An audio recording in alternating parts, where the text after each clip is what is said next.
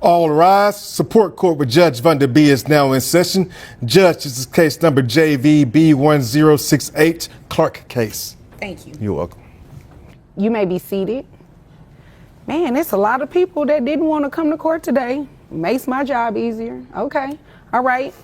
Looks like Mr. Clark, you brought this case before the court. What's going on? I'm married and not happy about my wife going out all the time. Girls' night seems like every other weekend. When we try to do something romantic, she's like, I prefer to go out with my girls, happy hour. So I'm suspecting she's cheating. So, okay.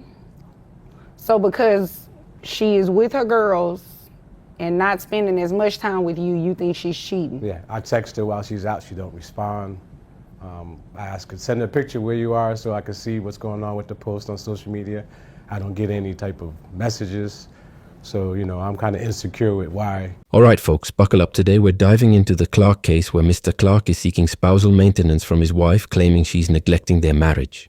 He accuses her of spending too much time with her friends, leaving him feeling abandoned, and ignored his suspicions of infidelity, though unproven, have fueled his frustration, pushing him to take legal action. As the judge opens the session, Mr. Clark lays out his grievances, making it clear that this case is driven more by emotional turmoil than legal necessity, with tensions high and personal issues on full display. Let's see how this courtroom drama unfolds. Not having anything in our relationship happen the way it's supposed to as a married couple. Okay. You all still live in the same home? Yes, we do. Do you have any children? No. Okay. You see her every day? Yeah. Do you try to discuss it with her then? She don't want to hear it. She don't go in the kitchen to talk.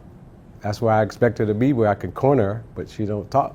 So all right. I got things to do. I got errands to run. So I let her be so I'm not like smothering her. But when it comes down to playing the role to reservations, my girlfriends.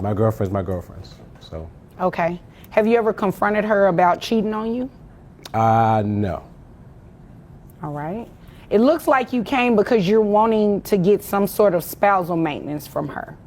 Yeah, because we're pretty much done. There's nothing happening in our relationship intimate-wise. So, I pay all the bills, 2 cars. She don't pay no gas in the car. So, I need her to either get going or tell me what's really going on. Mr. Clark takes the stand, visibly frustrated as he describes how his wife prioritizes girls' nights over their marriage, leaving him feeling neglected.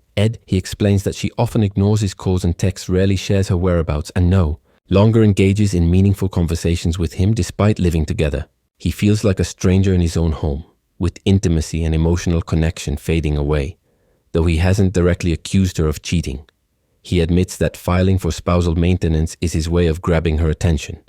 His testimony paints a picture of loneliness, frustration, and a desperate attempt to regain control over his crumbling relationship. You pay all the bills, you say, so you make more money than her? Yes.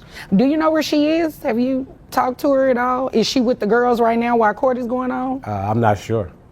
Okay. Well, if you're the one making more money, I don't see how I could honor your request to get spousal maintenance. Well, she gets an allowance. All right. So I want that back.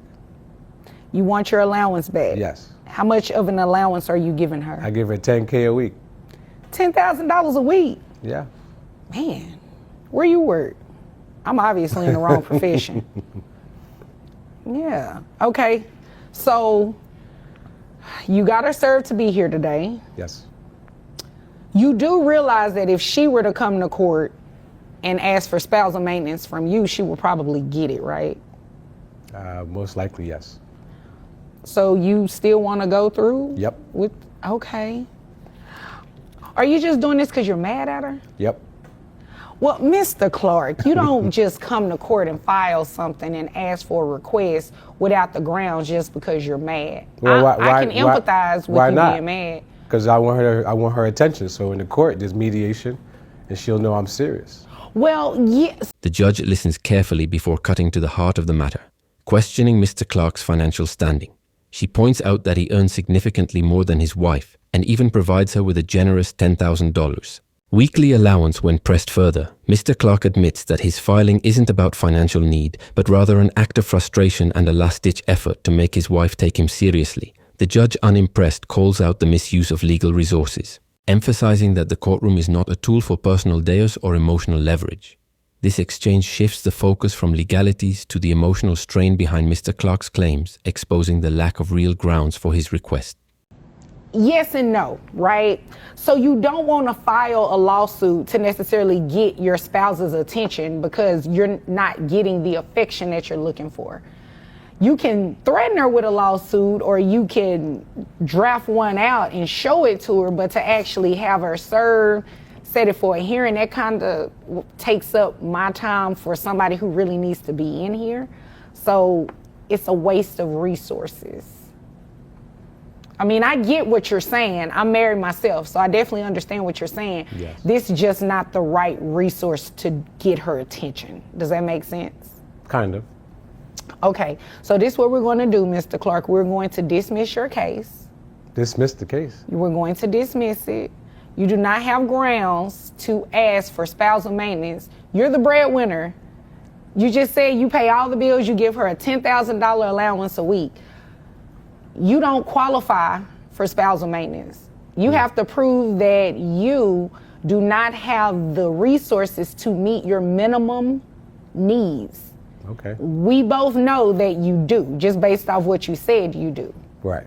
So, yeah, I would have to dismiss your case. With a firm and decisive tone, the judge dismisses Mr. Clark's case, explaining that spousal maintenance is for individuals who are financially dependent, not for those who earn more than their spouses. She strongly advises Mr. Clark to seek marital counseling if he truly wants to fix his relationship rather than turning to legal action out of spite. Before closing the case, she issues a stark warning. If Mr. Clark proceeds with a divorce, he might actually end up paying spousal support to his wife, not the other way around. This ruling serves as a clear lesson on the boundaries of the legal system, reinforcing that emotional grievances cannot be settled in court. Yeah. Nothing else I can say then. No, but I thank you for coming to see me, right? Thank you. But I also recommend that the two of you seek some sort of counseling, marital counseling. Okay? Nah, we're beyond marital counseling. Okay, well, if you decide to come to court and file for a divorce, right? Yes. You can do that, but just not with the spousal maintenance part attached. I could foresee her saying she would like to have spousal maintenance. So yeah, I'll have to dismiss your request on that. Okay.